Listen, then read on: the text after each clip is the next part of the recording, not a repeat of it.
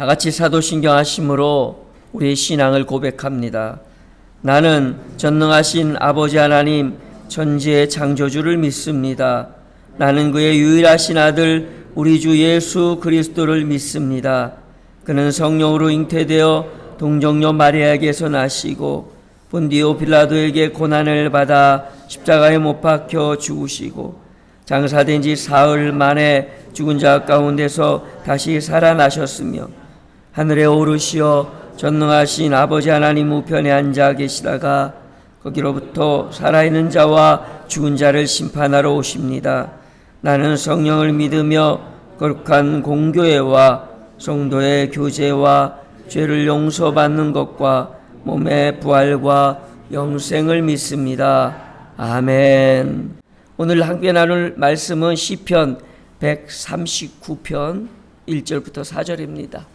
구약성경 제 성경으로는 903페이지에 있습니다. 자, 139편 1절부터 4절 시작. 여호와여 주께서 나를 살펴보셨으므로 나를 아시나이다. 주께서 내가 앉고 일어섬을 아시고 멀리서도 나의 생각을 밝히 아시오며 나의 모든 길과 내가 눕는 것을 살펴보셨으므로 나의 모든 행위를 익히 아시오니 여호와여 내 혀의 말을 알지 못하시는 것이 하나도 없으시나이다. 아멘. 오늘 말씀의 제목은 나를 잘 아시는 하나님. 원래 생각한 제목은 나보다 나를 더 잘 아시는 하나님. 근데 너무 길어갖고 나를 잘 아시는 하나님으로 줄였습니다. 우리가 말씀을 계속 살펴봤죠.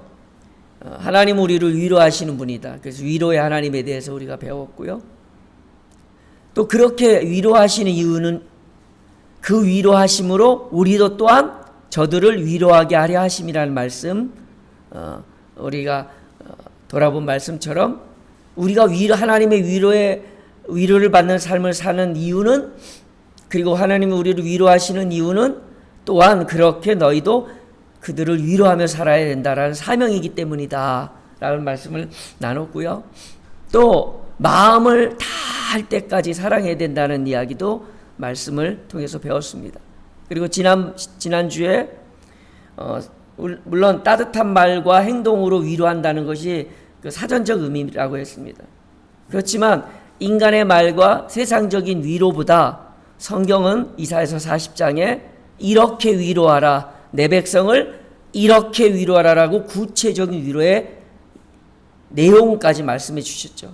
그래서 4가지 나오는데 그것은 우리가 익히 알고 있는 복음이라는 거예요. 그냥 잘 될 거야, 괜찮아, 이런 위로도 좋지만 그게 진짜 위로가 아니고 우리의 연약함, 우리의 죄악됨, 우리의 허물과 우리의 징계당함에 대한 선포, 그리고 하나님의 구원하심에 대한 선포, 그리고 우리 인생이 풀과 같은 참 헛되고 연약한 존재라는 사실을 알리고, 그래서 천재 창조주이신 하나님을 소개하는, 그것이 참된 위로다라는 것이 이사야서 40장에 우리가 진짜 해야 될 위로다, 그게 진짜 위로다라는 말씀을 했는데, 오늘은요 위로가 우리의 삶 속에서 어떤 일들이 일으키는지, 어쩌면 위로에 대한 설교의 마지막 시간이 될 것 같습니다.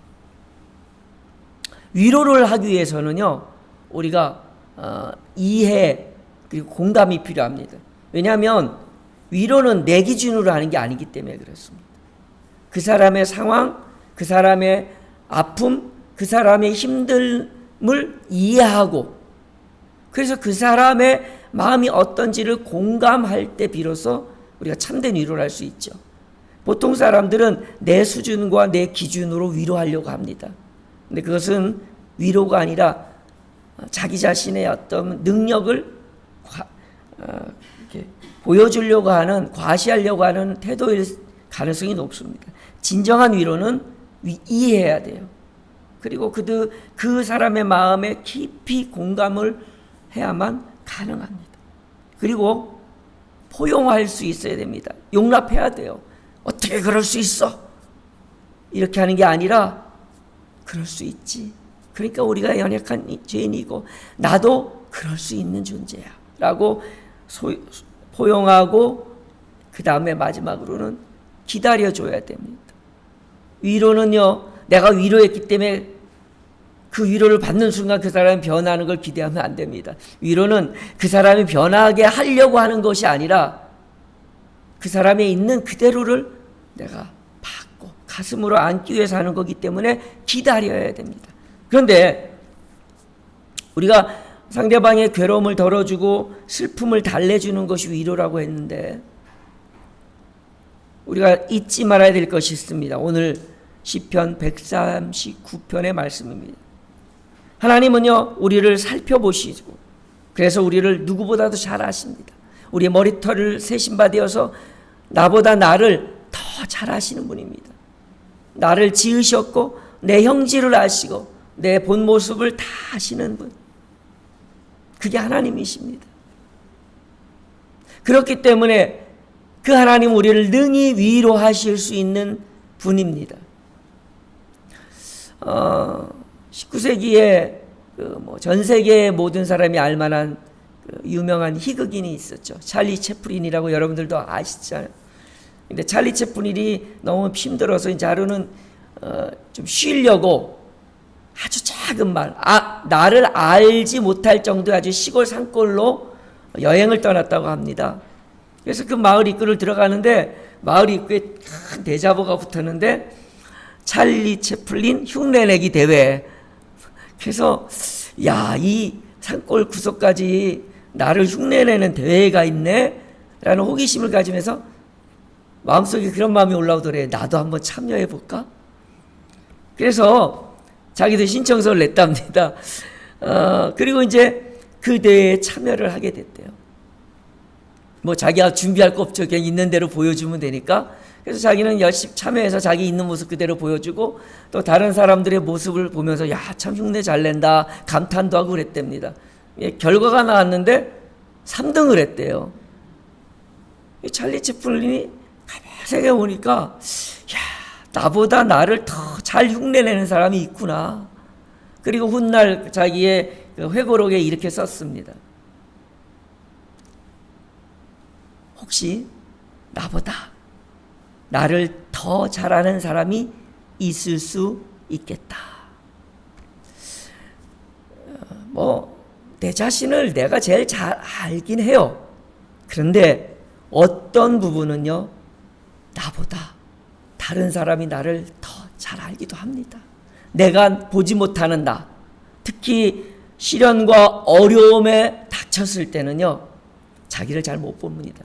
우리가 바둑 둘 때 훈수 두는 이유도 그 사람은 그 문제 속에 함몰돼서 문제의 큰 그 원인을 알지도 못하거나 또 해결책을 잘 못 보는 경우 이렇게 곁에서 실력은 더 떨어질지 모르지만 보이지 않아요. 저거 저렇게 하면 될 텐데. 이게 그냥 인생이 사니까 그런 거야 라고 생각하세요.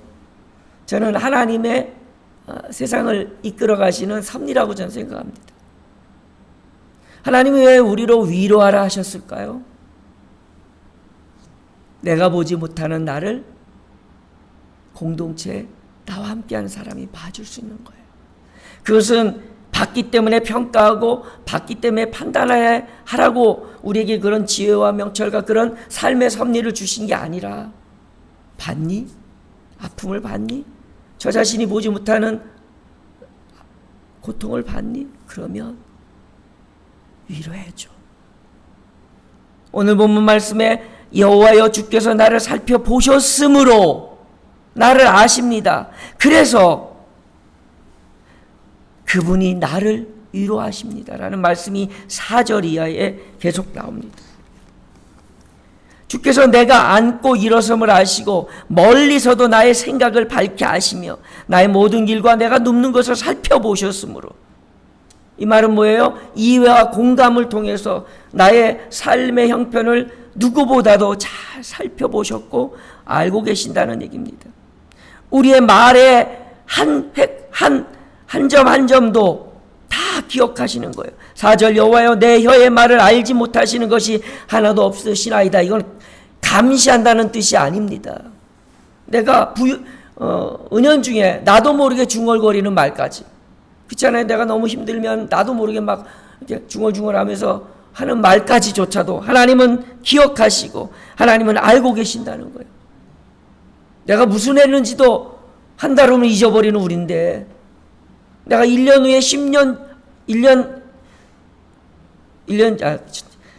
전에 10년 전에 내가 했던 기도 나는 다 잊어버리고 계신데 하나님은 그것조차도 다 알고 계시는 분이십니다.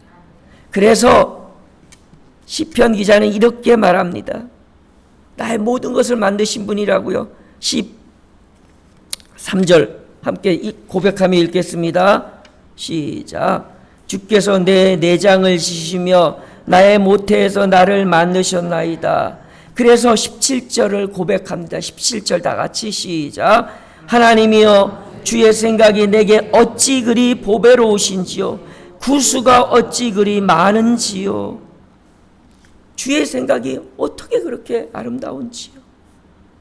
오늘도 누구보다도 우리를 생각하시고 나를 생각하시는 하나님, 나의 모든 것을 알고 계시고 나의 연약함과 나의 부족함에도 불구하고 오늘도 사랑을 베푸신 그 하나님께서 우리를 향하여 말씀하십니다.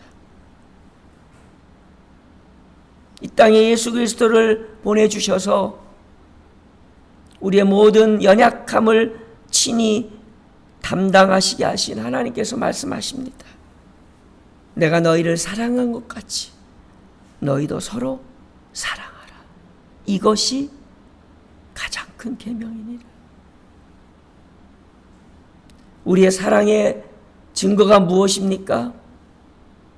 많은 크리스찬들이 우리는 그리스도의 사랑으로 사랑합니다라고 말하지만 삶 속에 그 사랑의 열매가 얼마나 있는지 돌아볼 필요가 있다고 생각합니다. 오늘 그 사랑의 열매는 다른 사람을 예수님처럼,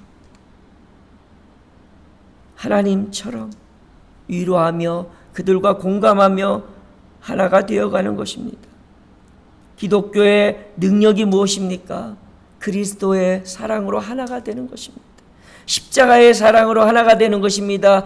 우리의 연약함을 친히 아셔서 이 땅에 오셔서 우리의 연약함을 아시기 때문에, 우리가 어찌할 수 없는 죄인임을 아시기 때문에 우리를 대신해서 죽으신 그 하나님의 지혜가 오늘 우리와 이 모리아 공동체에 있었으면 좋겠습니다. 위로는 덕목이 아닙니다. 하나님 말씀하십니다. 내 백성을 위로하라. 내 백성을 위로하라. 위로받기 원하십니까? 위로하십시오. 사랑받기 원하십니까? 사랑하십시다. 교회가 회복되길 원하십니까? 목사님의 기도가 어떻고 장로님이 어떻고 집사님이 어떻고가 아니라 내가 위로하면 됩니다. 내 옆에 아직 예수를 알지 못하는 그들을 위해서 그들의 마음을 알아주고 그들의 마음을 공감해주고 그들을 안아주고 기다려주는, 누구보다도 나를 잘 아시는 하나님이 나를 참아주셨던 것처럼, 나를 용납해 주셨던 것처럼 누구보다도 나를 잘 이해하시고 내 아픔을 아시는 그 하나님의 놀라운 은혜를 맛보셨다면, 믿는다면 오늘 우리는 이 위로의 사명을 멈춰서는 안 될 것입니다. 이제 그만 판단하고 평가하는 것을 멈추고 우리 모리아 교회의 우리 공동체가 이해하고 위로하고 격려하고, 그래서 나도 위로받고 힘이 나는 공동체, 만나면 행복한 공동체, 위로가 되고 함께하고 싶은 공동체, 그런 공동체가 되었으면 좋겠습니다. 하나님께서 말씀하십니다. 내 백성을 위로하라. 기도하겠습니다. 하나님, 사랑하기보다는 사랑받기를 더 원했고, 이해하기보다는 나를 이해해 달라고 외쳤음을 고백합니다. 그렇습니다. 이기적이고 참 자기 자신만을 아는 우리였습니다. 그리스도의 사랑을 안다라고 외쳤지만, 그리스도인의 삶을 산다고 말하지만, 믿음이 있노라 말하지만, 너무나도 우리를 잘 아셔서 친히 이 땅에 오셔서 자신의 몸을 내어주신 주님의 사랑을 우리의 삶 속에 우리가 행하지 못하고 있음을 고백합니다. 오 주님, 내 백성을 위로하라는 하나님의 말씀을 오늘 가슴에 새깁니다. 내가 그렇게 위로받고 싶듯이, 내가 그렇게 힘을 얻고 싶듯이, 그 사랑을 받은 우리가 또한 우리의 이웃들과 공동체 한 식구들을 사랑하며 섬길 수 있게 도와주셔서 그 능력이 우리의 삶의 위로와 능력이 되어 이 땅을 새롭게 하는 역사가 이루어지게 도와주시옵소서. 모든 것을 주님께 의탁합니다.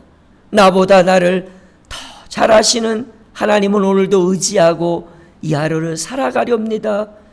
나의 힘, 나의 능력, 나의 위로 되시는 우리 주 예수 그리스도의 이름으로 기도드리옵나이다. 아멘. 하늘에 계신 우리 아버지, 아버지의 이름을 거룩하게 하시며 아버지의 나라가 오게 하시며 아버지의 뜻이 하늘에서와 같이 땅에서도 이루어지게 하소서. 오늘 우리에게 일용할 양식을 주시고 우리가 우리에게 잘못한 사람을 용서하여 준 것 같이 우리 죄를 용서하여 주시고 우리를 시험에 빠지지 않게 하시고 악에서 구하소서. 나라와 권능과 영광이 영원히 아버지의 것입니다. 아멘. 오늘도 우리를 불러주셔서 그리스도의 사랑 안에 초청하신 그 주님의 사랑 안에서 승리하는 이 하루가 되시길 바랍니다. 함께 기도하시겠습니다. 주님, 어찌 나를 사랑하시고 어찌 인생을 이토록 사랑하셨는지